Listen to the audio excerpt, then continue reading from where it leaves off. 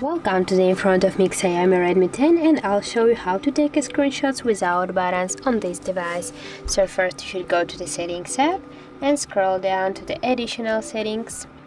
Now just go here to the gesture shortcuts, and here you will see the take a screenshot section. Now just tap here, and as can you see, we can turn on this function and you can take a screenshot now with your 3 fingers when you will slide down at the same time. As can you see, we get here the screenshot, we can send him, also you can delete, save the screenshot, change the size, and then to save.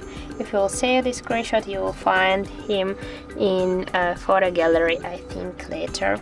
So that's it. If you found this video helpful, leave like, comment and subscribe our channel.